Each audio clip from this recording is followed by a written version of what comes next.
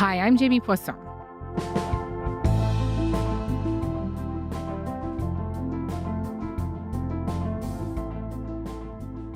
As the war in Iran continues to escalate across the Middle East, we wanted to turn our focus to Canada's response to it.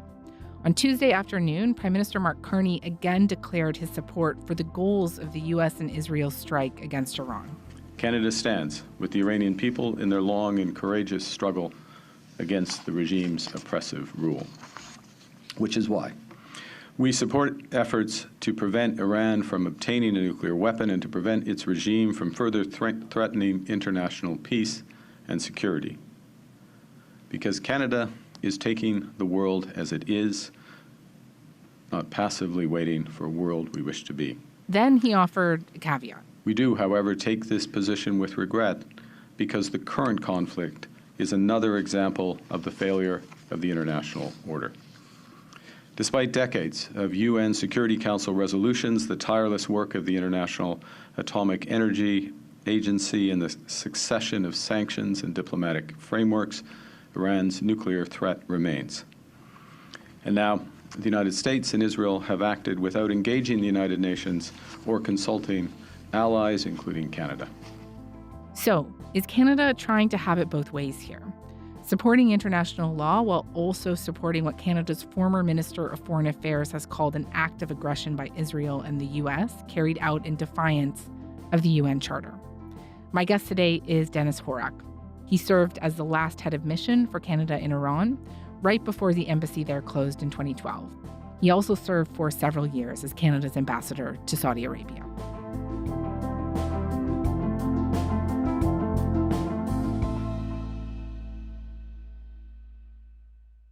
Mr. Horak, thank you so much for making the time today. Thanks for having me. So you and I are speaking at around 5:36 p.m. on Tuesday Eastern Time, and we just heard the Prime Minister make the case for his kind of tacit support of the U.S. strike on Iran. And how would you summarize what we just heard from the Prime Minister about an hour ago on Iran? Yeah, what did you hear? Yeah, I mean it's a difficult needle to thread, I think, in some respects. I mean, we agree with so much of what forms the basis of the U.S. complaints and the Israeli complaints in terms of Iran's nuclear program, in terms of Iran's regional activities, its support for terrorism, its brutal treatment of its own people. We're in very much policy alignment on those issues. And dealing with the Islamic Republic in a decisive way that could perhaps deal with those important issues is something that's hard to oppose from a policy perspective. On the other hand, there are real questions about international law. There are real questions about sort of this whole might makes right kind of situation that seems to be becoming more and more prevalent today. And certainly we saw it with the U.S. in Venezuela. And it's trying to sort of balance those two issues. The government also doesn't want to be too offside with the United States, particularly given the policy alignment. I mean, we saw some reaction today earlier with President Trump and his sort of critical comments regarding the British position and Spain, although Spain has another issue regarding NATO. And now Spain actually said that we can't use their bases, and that's all right. We could use their base if we want. We could just fly in and use it. Nobody's going to tell us not to use it, but we don't have to. But they were unfriendly, and so has UK. Now, the second one is shocking, but this is not the age of Churchill. I will say the UK has been very, very uncooperative with that stupid island that they It's not about going against our policy positions to placate Trump. We agree with the motivations here. Not wanting also to get offside with the U.S. for bilateral relations perspective. But also there's a political dimension here in Canada as well. We have a very large Iranian diaspora, tens of thousands of which came out onto the streets of Toronto, Vancouver, other cities to protest against the regime following the absolute brutality we saw in Iran in January. And so I think there's a political consideration as well. So they're sort of caught between a rock and a hard place, I think, in summer. I just want to make sure you agree with what I think I heard there, which was essentially, if I could boil it down, Canada supports efforts to stop Iran's nuclear program, but this effort may have been illegal. Am I totally off base there? He was fudging a little bit because he's not a lawyer, and he was saying, that some of the, some lawyers would be certainly have an objection to this, and there would be others who would make another case. And again, I'm not a lawyer, so I'm not sort of advancing this as this is what the law says. But I could see, and I have seen some arguments made that Iran's consistent violation of international law, particularly its hostility and support for attacks against Israel, that would give Israel at least some justification for taking action against the regime, which has taken repeated actions against Israel and Israelis. The American argument might be a little bit less clear cut than that. They have had Americans that have been killed by the regime as well, going back to the Marine barracks in Lebanon in the 80s. The emphasis, I think, at least from what I saw in the press conference, he was, I think, his comments on international law were pretty much a lot focused on the question of the conduct of the war, and that Israel and the United States and Iran, for that matter, need to follow the rules of war in how this is being carried out. And I think that was a particular emphasis that I heard in any case. Though I'm not sure, you might have missed it because it happened afterwards when he was taking questions for reporters, and there was this exchange with a reporter from the Toronto Star. Carney replies, Well, Canada was not asked to participate. You know that. We were not informed in advance. We were not asked to participate. Prima facie, it appears that these actions are inconsistent with international law. So we would not have been in a position earlier this week, or the weekend, I guess, to take a judgment that met our standards if we had been asked to participate. We weren't.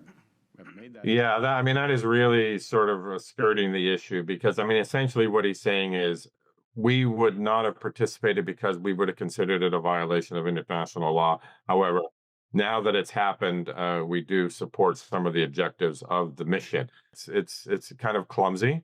Not sure I would have phrased it exactly the way he did, but it is certainly an issue that it's going to keep coming back at him, and it is complicated, and certainly we are concerned about unilateral actions of individual powers, and that is a concern. The whole question of the rules-based order.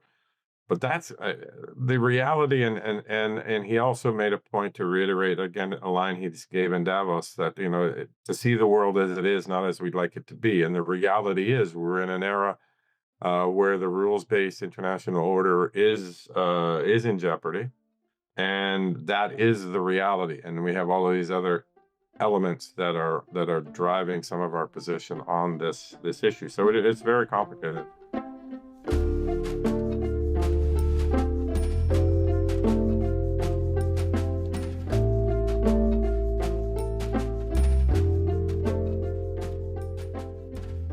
Before these statements on Tuesday, former Canadian diplomat Sabina Noki said that this is support for a doctrine of preemptive strike to support the U.S. and Israel here, which Canada has not traditionally supported.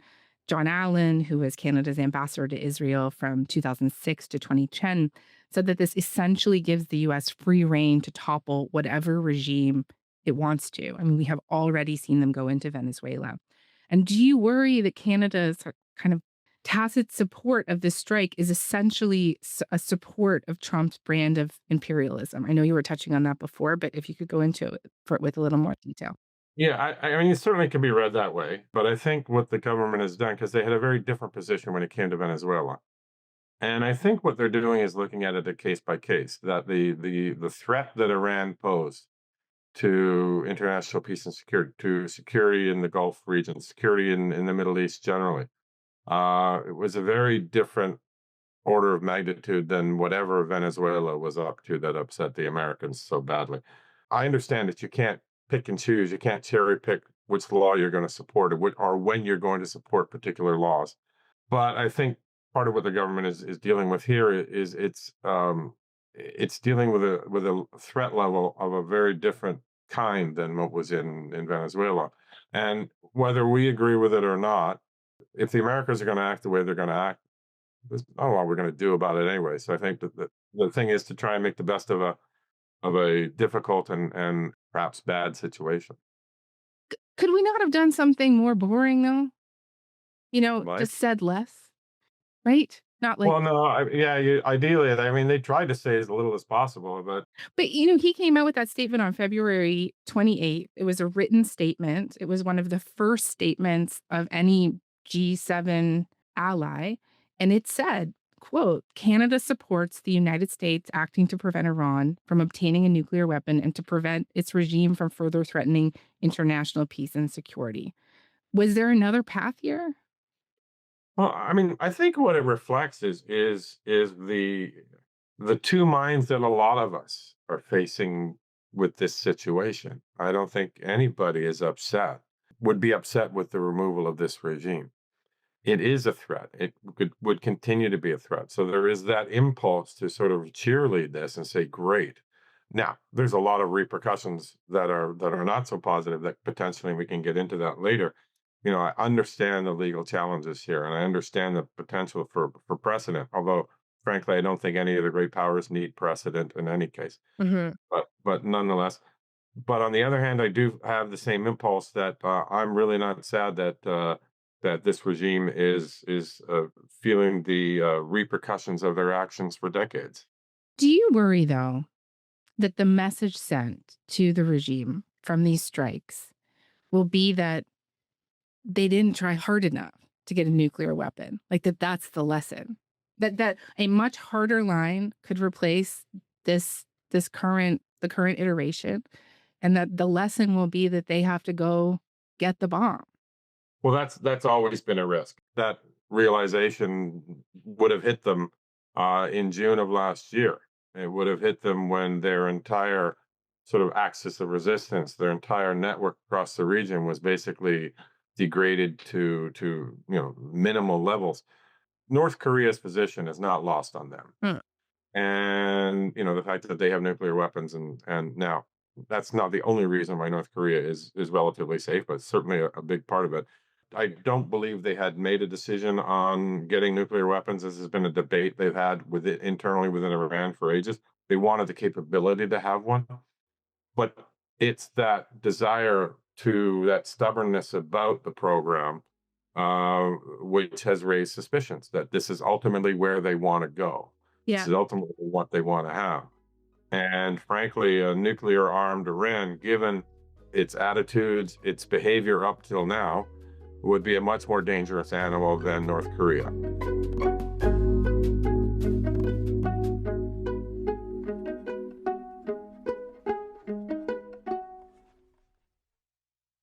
I wonder if we could parse that threat level now. So, I mean, we have seen in the last couple of years Iran's proxies greatly degraded.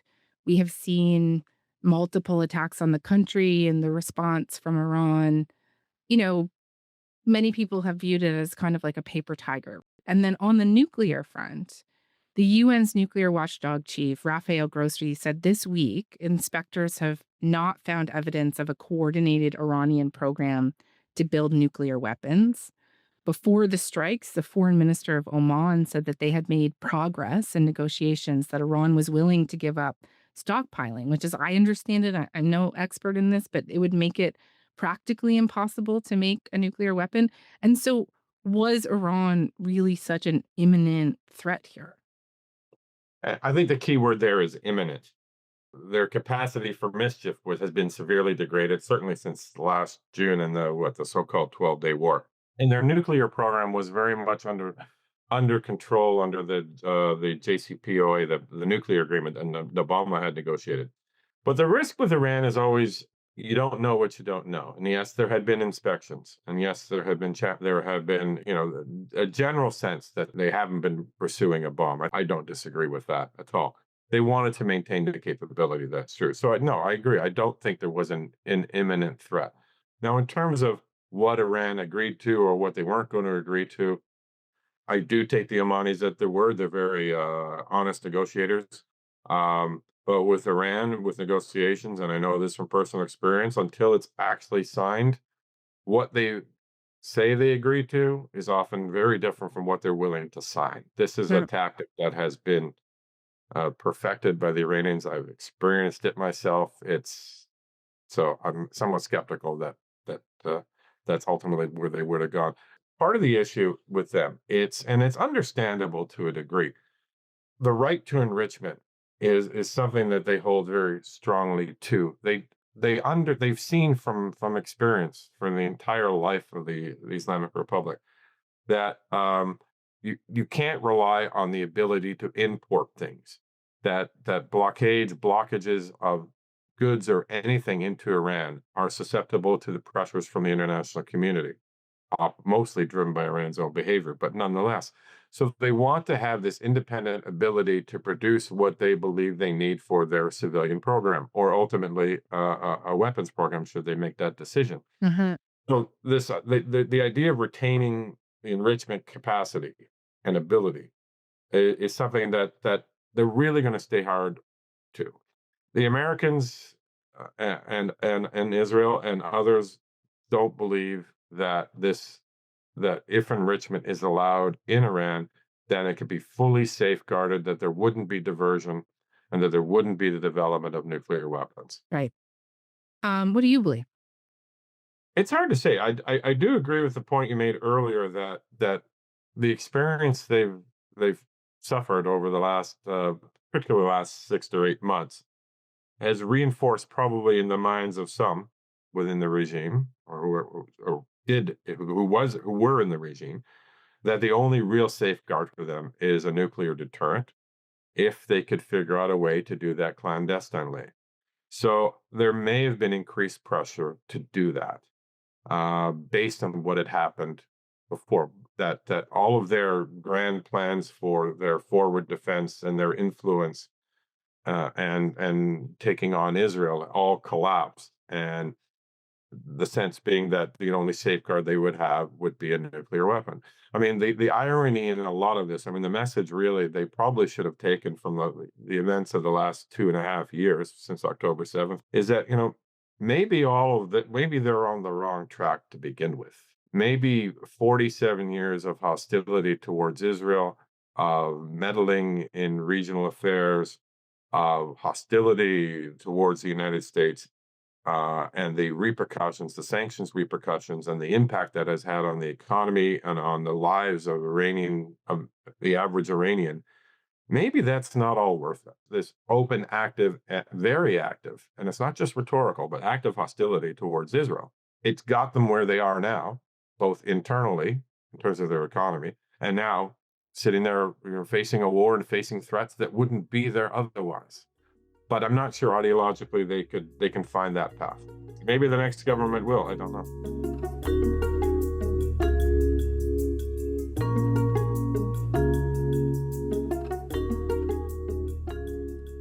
I would be remiss, as I have you here. You have, during a couple times in this discussion, talked about your own experience. Carney today pointed to a pretty bad relationship between Canada and Iran over the decades. The regime and its proxies have murdered hundreds, including Canadian civilians, and caused untold suffering for millions of people in the Middle East and beyond. Despite more than 2 decades of negotiations and diplomatic efforts, Iran has not dismantled its nuclear program nor halted its enrichment activities. Canada has long supported the imperative of neutralizing this grave global threat. And I wonder if you could just remind people what he and what you are talking about here. Yeah, it's been bad from the very beginning, from the opening days of the revolution, to be honest.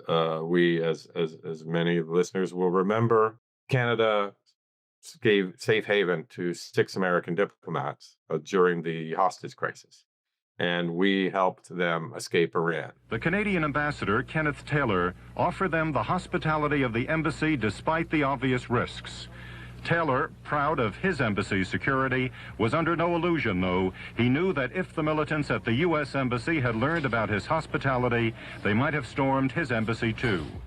And that set the relationship on a particularly precarious footing right from the very beginning. And just as a small anecdote to that, I was at one point director for the division in foreign affairs that was responsible for the Gulf region, including Iran. And we were having, as we often did, some particular problems with Iran. And so I went to Tehran. This was before I went there, before I was posted to Iran.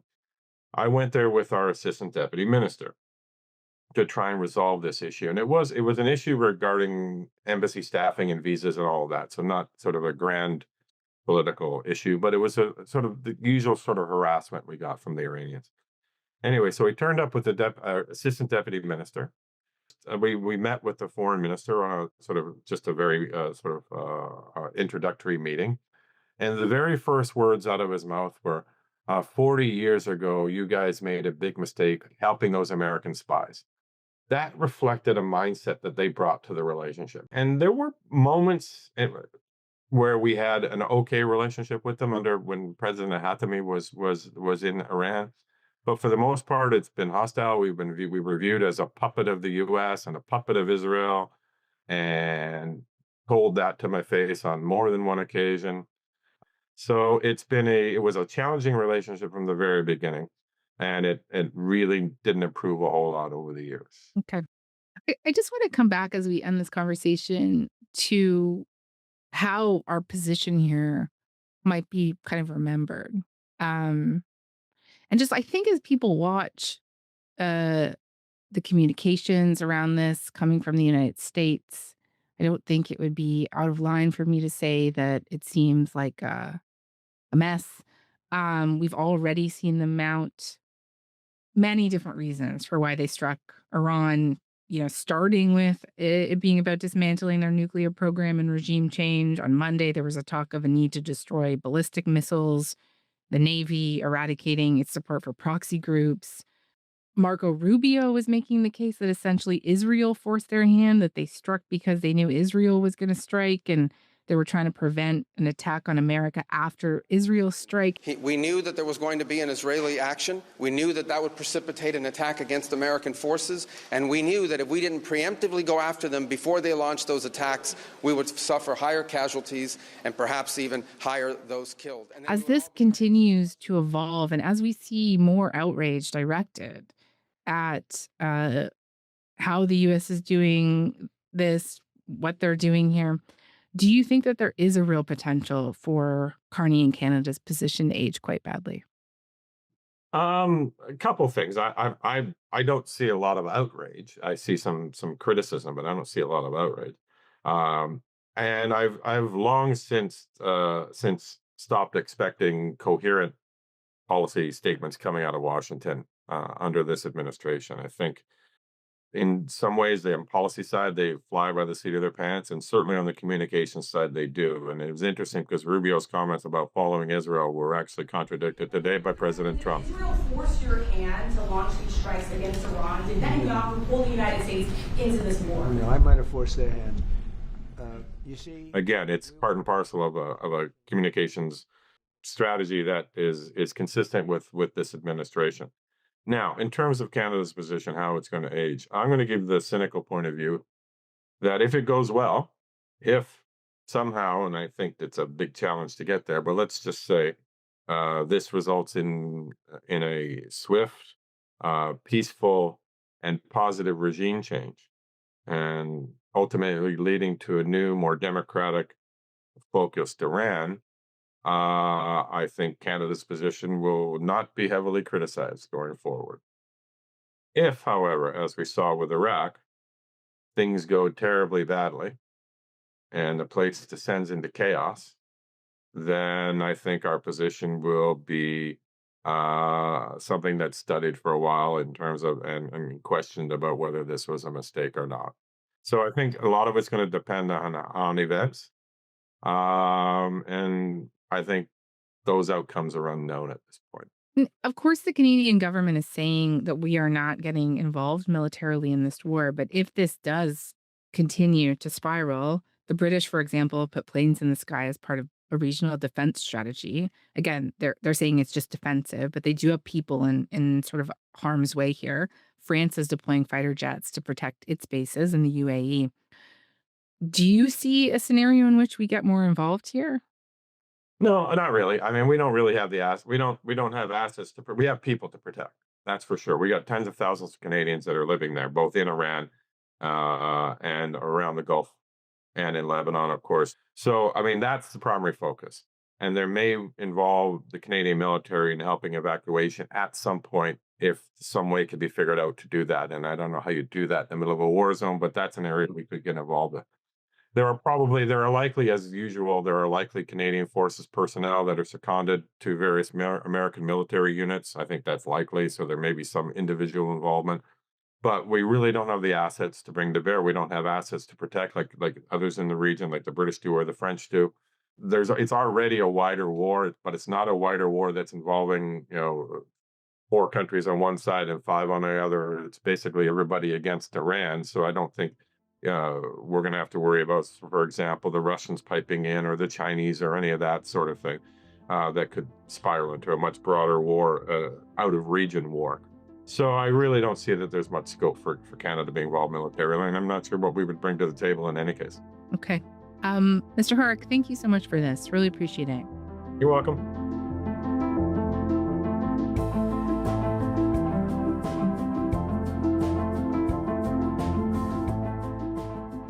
All right, that is all for today. I'm Jamie Poisson. Thanks so much for listening. Talk to you tomorrow.